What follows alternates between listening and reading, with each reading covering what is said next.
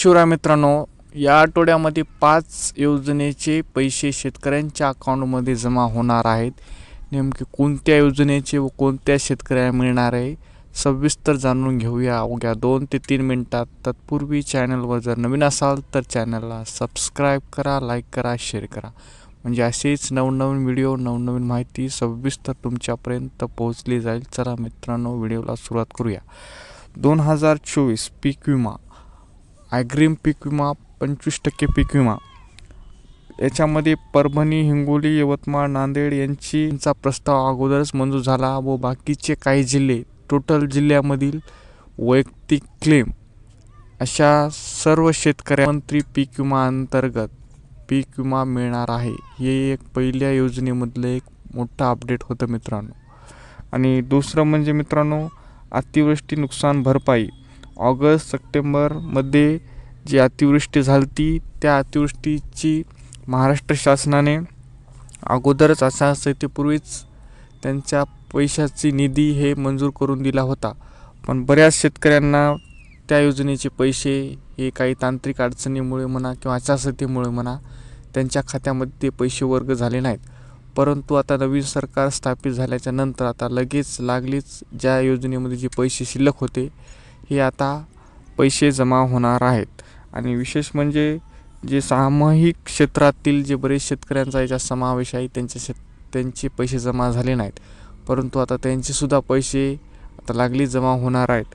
आणि पुढचं म्हणजे मित्रांनो, नमो शेतकरीमध्ये महाराष्ट्र शासनाने विधानसभेच्या निवडणुकीमध्ये मोठा निर्णय घेतला होता की जे नमो शेतकरीचे जे 6,000 रुपये वर्षाला जे देतात राज्य शासन ते 9,000 रुपये करून असे आश्वासन दिले होते. आणि तेच आश्वासन आता त्यांना पूर्ण करायचं आहे.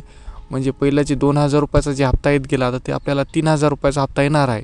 म्हणजे वर्षाचे 9,000 रुपये आपले हे येणार आहेत आणि केंद्राचे 6,000, म्हणजे असे जवळपास 15,000 रुपये वर्षाला शेतकऱ्याच्या खात्यावर वर्ग होणार आहेत. आणि पुढचा म्हणजे PM किसान योजनेचा 19वा हप्ता. देशाचे पंतप्रधान श्री नरेंद्र मोदी याच आठवड्यामध्ये त्यांच्या हस्ते 2,000 रुपयाचा हप्ता हा वर्ग सर्व शेतकऱ्यांच्या खात्यामध्ये वर्ग होणार आहे. हे एक मोठा अपडेट आहे. आणि पुढचं म्हणजे कापूस सोयाबीन अनुदान. 2023मध्ये भावांतर योजनेअंतर्गतमध्ये 5,000 रुपये हेक्टरी कापूस सोयाबीन यांना महाराष्ट्र शासनाने अनुदान जाहीर केलं होतं आणि जवळपास 60 ते 70 लाख शेतकऱ्यांच्या खात्यामध्ये पैसे वर्ग झाले होते. परंतु निवडणुकीची आचारसंहिता असल्यामुळे बरेच शेतकऱ्यांच्या खात्यामध्ये पैसे वर्ग झाले नाहीत आणि जवळपास 36 लाख शेतकऱ्यांचे पैसे हे महाराष्ट्र शासनाकडे बाकी आहेत.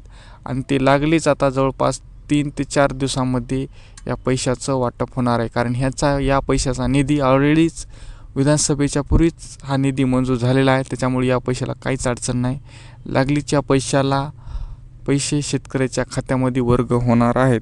आणि दुसरा विशेष म्हणजे कापूस सोयाबीन अनुदान 2024मध्ये बऱ्याच शेतकऱ्यांना म्हणण्यापेक्षा सर्व शेतकऱ्यांना सोयाबीन आणि कापूस याच्यामध्ये भाववाढ कमी असल्यामुळे आणि कमी भावामध्ये सोयाबीन कापूस विकल्यामुळे भावांतर योजनेअंतर्गत नवीन योजना 2024मध्ये महाराष्ट्र शासन यांना जे शेतकऱ्यांचं नुकसान झालं, कमी भावामध्ये जे सोयाबीन आपण विकलं, कापूस विकला, त्याच्या मोबदल्यात महाराष्ट्र शासनातर्फे सर्व शेतकऱ्यांना सरसकट अनुदान देण्यात येणार आहे. आणि ते लागलीच महाराष्ट्राचे मुख्यमंत्री देवेंद्र फडणवीस हे योजना जाहीर करणार आहेत.